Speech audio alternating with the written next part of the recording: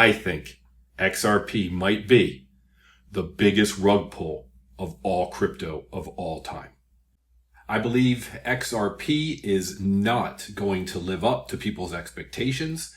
I think it's going to drop out of the top 10. And for all intensive purposes, I think it's dead. I hope no one's going to try to shoot me or kill me because there's a lot of people that are invested in this. Now, I didn't come to that conclusion easily or quickly. If you've been following my channel, I've done, 10, 15 videos, starting with diving into XRP and Ripple and how they're different. I've got a video on that if you're interested. It goes into detail. I did another video on the hypothesis that XRP would eventually just become a stable coin. Whatever price it arrives at, it would just be stable. Basically, because if you're transferring money, you don't want to run into the situation where you send money and the price goes down and you lose money. In other words, you send $1 million and you end up with less than $1 million at the destination. So if the price is volatile, that could cause a problem. I know you're thinking a lot of things right now. Watch the video if you're interested. And then I started getting into these price prediction videos, I'll call them, where I saw people throwing out what I thought were crazy price predictions. And some of them would show a little technical analysis, but the other ones were just pulling stuff out of the sky. And they had no real reason as to why they came up with that. And then when I got into some of the articles, I would see things like, there's a video I just put out the other day about XRP, where they said, oh, Elon Musk is talking about it. Well, he wasn't. Someone asked him a question. He didn't even mention it. So I was like, well, that's odd. Someone's pushing out this information, this narrative that's not true. And then I saw another article that said big banks are adopting XRP. And if you read the article, you'll see this in my video. That wasn't what the article said at all. It said that big banks might be using RippleNet's custodial services. Didn't mention XRP. So buying XRP is not buying a share of Ripple. Ripple is a public company, not a public company, a private company. And those two things are separate. That is also being confused in some of these articles where they make it appear as if the things that Ripple's doing and the advancements that they're making and their successes are therefore directly impacting XRP, and they're not. In a nutshell, you can watch the videos, but Ripple can use their RippleNet services for cross-border payment at their cross-border payment solution called RippleNet, and they can use XRP, but they don't have to. They can use something else. Okay, so how did I come to this conclusion? Well, let's just take a look at, this is the Ripple site in the background, but XRP price, let's see, daily chart here going back to 2020. That's a 200-day, the blue. You see where it went up last time, and then for the last, right here, 2023 till now, I don't know, around 40 cents up to maybe 60 or 70 cents. Looks like if you look at the 200-day moving average, right now it's around 50 cents. Okay. It's kind of gone sideways, and you should see some of the videos on the predictions that people have put out there. $15, $40, $50, $100, $1,000. I mean, we're talking about $6 trillion market caps and $60 trillion market caps. Well, what do a lot of these articles say when they talk about it?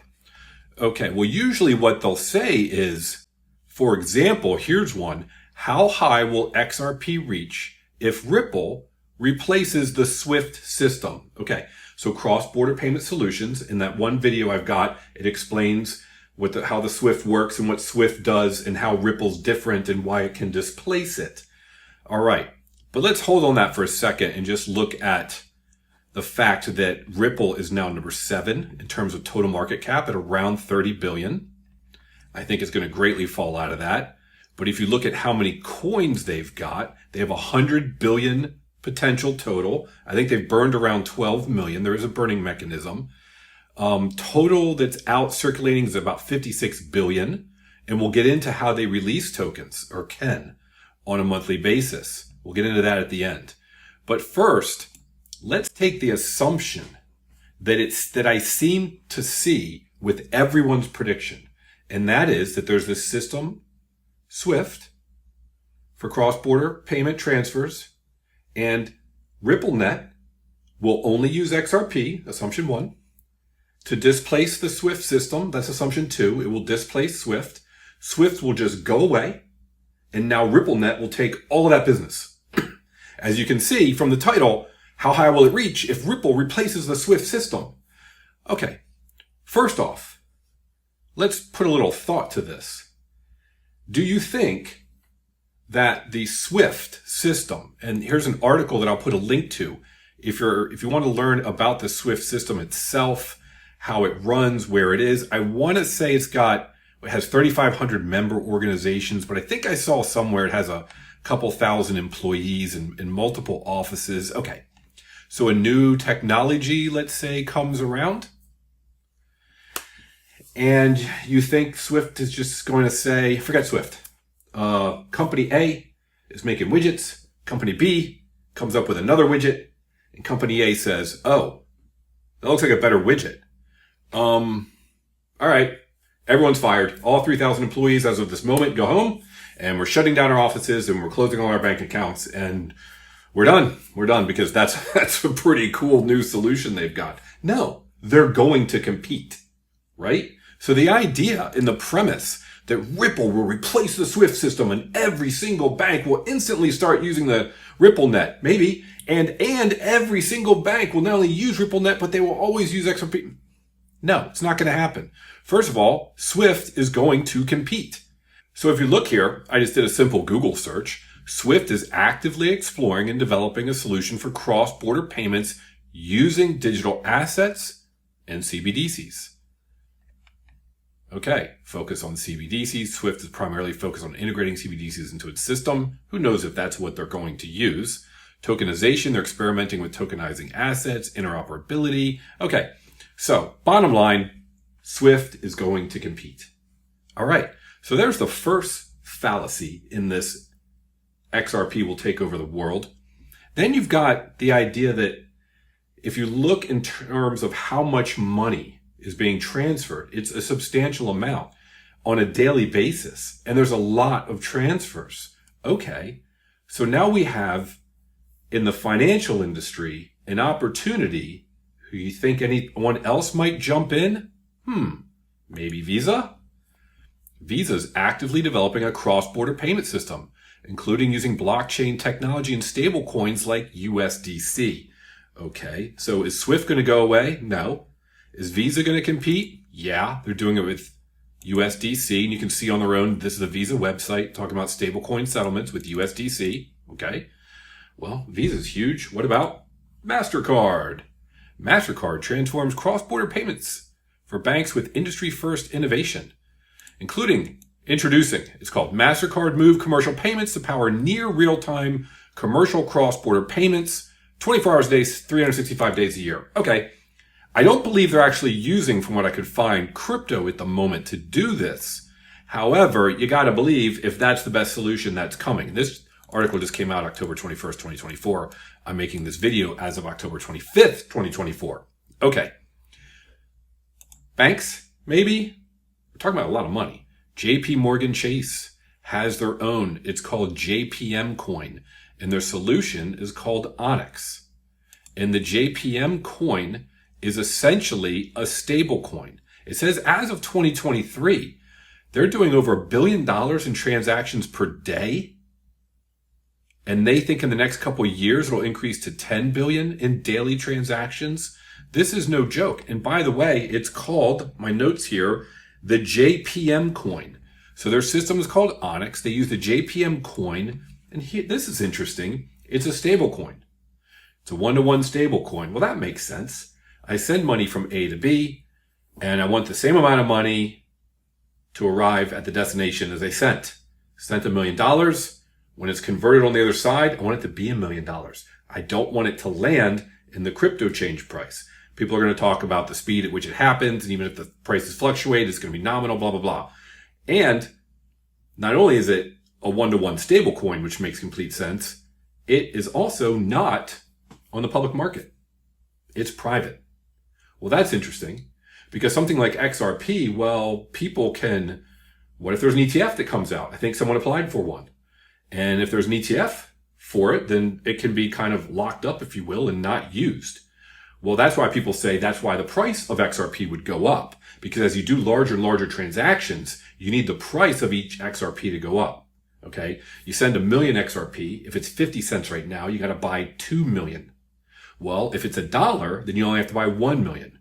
Well, if it's at $2, then you only have to buy 500,000. You get the idea. So to do larger transfers, you need the XRP price to go up. If XRP is taken off the market, people are buying it and they're putting it in wallets, or it's getting locked up in an ETF and it's not in circulation, well, then the price should therefore go up. That was the second argument. One, replace SWIFT, and two, people are because of the more transactions and people taking it out of circulation, the price will go up, assuming that's the only one that's available. Well, that's really not that helpful. So JPM said, we're just not going to put it on the public market. Not that it really matters because it's a stable coin, but still, you can't even access it. Well, that's interesting. So there you go. If the two assumptions were one, RippleNet, three assumptions. One, RippleNet will get all of the bank's business. Two, RippleNet will only use XRP for those transactions. Three, RippleNet will displace SWIFT completely and SWIFT is gone. Oh no, there's way too many assumptions. There's more. Four, there will be no competition, even though there's a ton of money in this space. Visa's not going to care. MasterCard's not going to care. JP Morgan's Chase isn't going to care. Oh my gosh, how many more are going to come out of the woodwork and compete? Oh, let's ask ChatGPT. Several companies and banks are creating cross-border payment systems that compete with Ripple XRPs. Some of the players in the space include, and they listed out 7 different ones. To what degree are these really competing? I don't know, but isn't that interesting that there's even more that are coming out of the woodwork? So I believe that the assumptions that everyone has that are going to throw Ripple's price to the moon are wrong. SWIFT is not going to just close their doors and go away. They're going to compete. So RippleNet will not completely replace SWIFT. SWIFT is going to create their own cryptocurrency solution, which they're doing. Now you got other competitors. They thought the assumption was there would be no competitors. The assumption had to be there will be no competitors. How else are you going to take all of SWIFT's business? You can only take all of SWIFT's business if SWIFT goes away and there are no other competitors. Okay, well, both those things are wrong. SWIFT is not going away and there are other competitors. So please, I'm going to go into some more detail. But if you think that there are other assumptions that make XRP go to the moon, let me know. But I'm pretty sure those are the two I found that everyone's talking about. Again, to reiterate, the big ones are SWIFT goes away, RippleNet gets all the business. They get all the business because there's also no competitors. I don't agree with those. So we've already seen that it looks like the assumptions are gone. Now, here's what's also interesting, and some of you may have seen this before. I'm not sure if you realize this, but like I said, there's 100 billion potential. Some have burned. There's about 55 billion in circulation. Ripple in 2017, they created this escrow of 55 billion XRP that they locked up.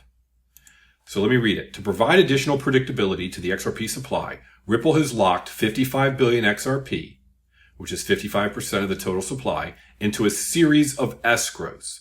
The escrows are on the ledger itself, enforced by consensus, control of the release of XRP. Okay. The escrow consists of independent on-ledger escrows that release a total of 1 billion XRP each month over the next 55 months. Now, that hasn't happened because this was 2017 and 55 months is just over 4 years. And here we are in 2024, which is 7 years. So they couldn't have been releasing 1 billion every month. And they didn't.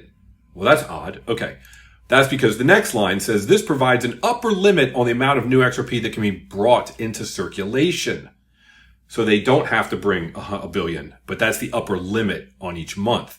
The amount of XRP actually released into circulation will likely be much less than this. Any additional XRP left over each month will replace it into a new escrow to release in the first month in which no escrow currently releases. So if there's leftover, they throw it back into a brand new escrow, which is kind of tacked on the end, I guess, of these 55 months. And then that can be released in an upcoming month when there's no other escrow being released. Okay. I don't practice anymore, but I'm an attorney, and I can tell you an attorney wrote that. That was not a programmer. If it was a programmer, it would say if, then, else. Maybe there'll be a while loop in there. I don't know. But that is not a programmer. That's an attorney. That's why it's confusing.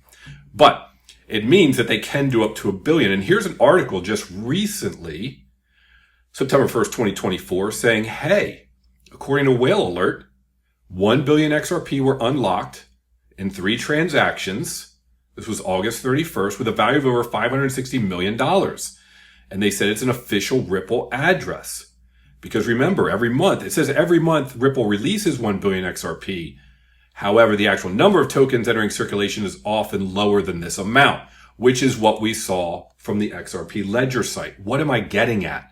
What I'm getting at is they've got 55 billion. And I think I saw another article, I could be wrong, but I think I saw another article that said, well, they're using some of this XRP that they sell to fund their operations. And actually, I think the CEO may have given money to one of the current presidential candidates. But anyway, that's probably, I would assume that's his own personal. I would hope that's his own personal. Anyway, point is, there can potentially be 1 billion coming out every month until it's all gone. 1 billion more dropped on the market every month? Wow, that could affect the price greatly. And I'm not sure it's going to be in an upward direction. So in my opinion, I own, as of this moment, some XRP. And I'm thinking I'm going to dump it. I don't see why I would keep it. I'm going to give it some thought this weekend. But there you have it. Take a look at my previous videos. In my opinion, the assumption Swift's going to go away is wrong. The assumption that there will be no competitors is wrong, which means the assumption that RippleNet will only use XRP and take all of the bank cross-border payment business is wrong. And I'm pretty sure that's what everyone was banking on from every article I've read. Now, of course, they're going to say Ripple has other solutions. They have the custody services. Sure. That doesn't have anything to do with XRP. Maybe you use XRP to pay for the custody services, possibly. I don't know. But that's not going to rocket the price to the moon. So Ripple and what they're doing is completely separate from XRP. So before you just completely send me a bunch of nasty comments, I actually go for it because I kind of like them. They're pretty funny. I get some really good ones. Think about what I've said and please provide some feedback as to where you think I'm wrong and why Swift will just shut their doors and go away and why MasterCard will shut down their operations in terms of cross-border payments and Visa will shut it down and JP Morgan Chase will shut it down and there will be no competition and XRP will only be used by RippleNet and RippleNet will take all the business. Let me know why you think that assumption's wrong. I'm curious. But I think XRP might be the biggest rug pull of all crypto of all time. Thanks for watching. I hope this was helpful. As I always say, let's make generational wealth together with crypto. I call it like I see it. Have a great day.